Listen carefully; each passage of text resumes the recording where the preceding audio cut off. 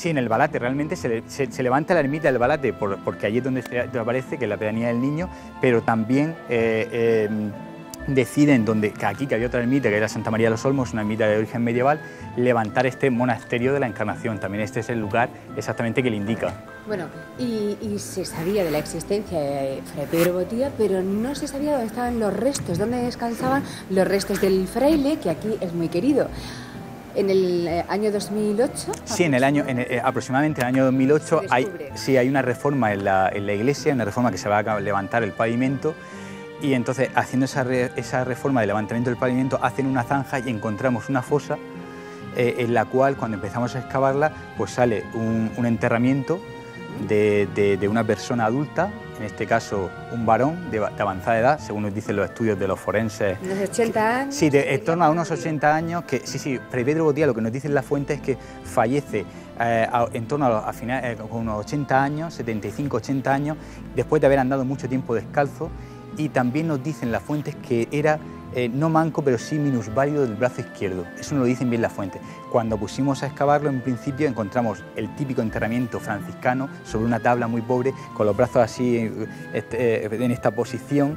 Entonces, pues cuando lo excavamos, por un principio no pensamos que era Fray Pedro Botía, pero claro, lo curioso es que un enterramiento de un varón en una iglesia dedicada a las hermanas Clarisas, que solo aquí es un monasterio de clausura.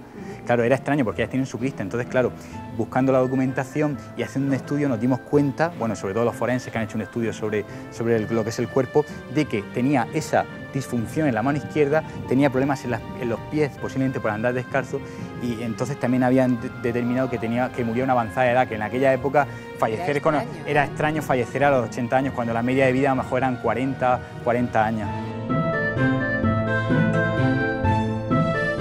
¿Dónde hallasteis los restos de Fray Pedro Botía? Pues en esta capilla de aquí, fijaros.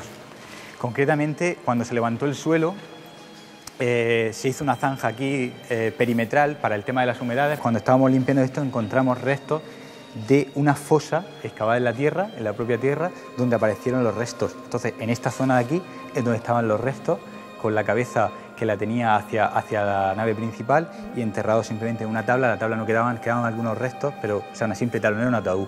Entonces pues estaba en esta posición, con los brazos así, enterrado. Vinieron desde la Risaca dos forenses, un médico y un radiólogo, estuvieron aquí, entonces estuvimos sacándolo paso a paso, midieron todos los huesos, cogimos muestras para el ADN, o sea, todo, para hacer un estudio completo de todos los restos. ¿Y decidisteis trasladar los restos? Sí, los restos están exactamente aquí, en esta hornacina, en una urna.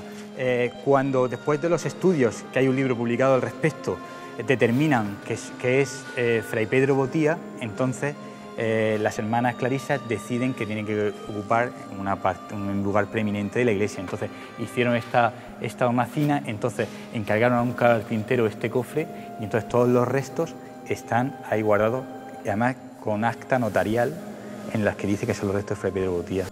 ¿Qué significó para el pueblo saber que los restos del vidente estaban aquí?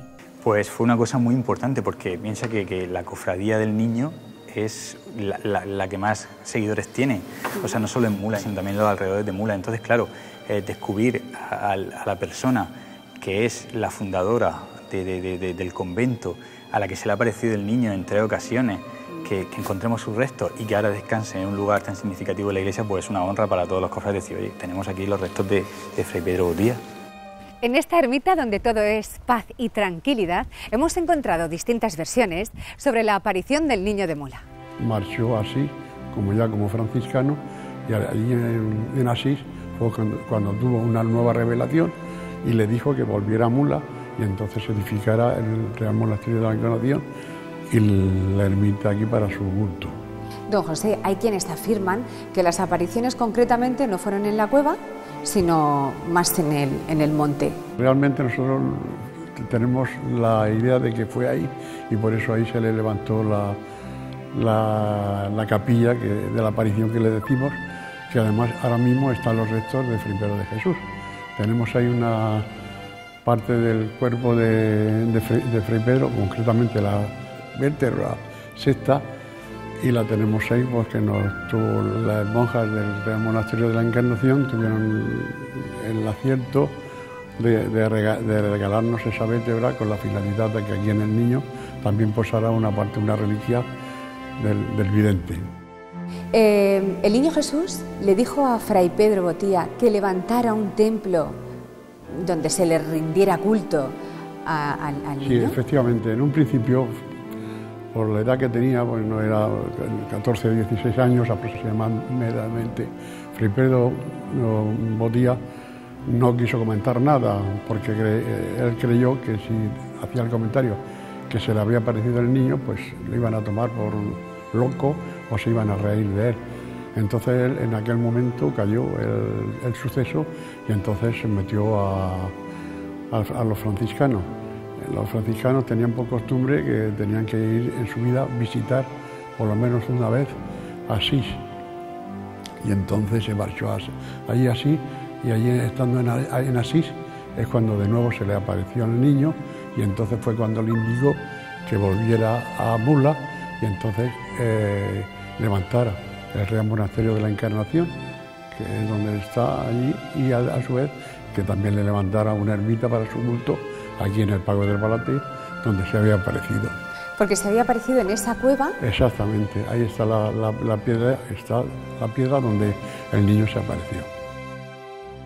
Las personas que conocen perfectamente la ermita vienen a este lugar, a esta capilla, que es una capilla absolutamente recoleta, tanto para orar en los bancos que tenemos detrás de nosotros, como para dejar sus ofrendas, sus deseos, sus ideas en una arquita que hay aquí, y a través de papeles que escriben con mucha devoción y con mucho cariño, y que introducen esperando que de algún modo se cumpla, o bien dando gracias por alguna acción que el niño le ha hecho, ¿no? Algún tipo de milagro, alguna cosa que le pidieron y que por fin la han cumplido, ¿no? Pero realmente no fue aquí la aparición, puesto que la aparición fue a un pastor, y los pastores no están dentro de las casas pastoreando el ganado, sino fuera. Y esa pauta nos lo va a dar el cuadro que a continuación vamos a ver. Aquí tenemos el cuadro al que hacíamos mención antes, y se ve claramente dos figuras, la de la izquierda en un plano un poquito superior, es el niño de Mula, que le manda un mensaje personal al pastor: contigo estoy, toma la cruz y sígueme. A su derecha está el pastor, que lleva un rosario colgado del cuello, un rosario parece ser de algún tipo de piedra especial roja, y se muestra sorprendido porque, claro, le ha llegado un niño prácticamente de su edad, un muchacho prácticamente de su edad, que hace un momento no estaba allí, y por eso la sorpresa, con las manos abiertas, diciendo: caramba, ¿quién eres tú, no? El pastor le hizo caso a la recomendación del niño, e inmediatamente abandonó su vida de pastor, y se hizo lego franciscano. Pero el cuadro nos enseña mucho más y nos da pistas de dónde tuvo lugar la aparición. Y vemos el ángulo superior derecho, se ve en lontananza a un rebaño de ovejas que está pastando en un montecico, y encima de él el pastor que está descansando. Ya nos está indicando, por tanto, que la aparición, como no puede ser de otro modo, tuvo lugar en el exterior, puesto que en el exterior es donde los pastores dan de comer a sus ovejas. Por otro lado, el cuadro nos da muchas más pistas, y es que tenemos, el niño está pisando una cosa que, analizado, se ve claramente que es una zarza. Muchos muleños ya mayores recuerdan que junto a los cipreses, a los hermosos cipreses que hay pegados a la placeta del santuario, había una zarza hasta hace unos cuantos años, tal vez 30 o 40 años, que no pinchaba. Esa zarza la secó la devoción, es decir, muchas personas fueron a obtener trozos de ella, y hasta que antes o después la secaron, ¿no? Según la tradición, era la zarza sobre la cual Cristo niño había puesto los pies. Desde el momento en que puso esos pies, la zarza dejó de pinchar y se convirtió en una zarza que ya no tenía pincha, y por tanto era un espectáculo realmente extraordinario para las personas que se dirigían al santuario.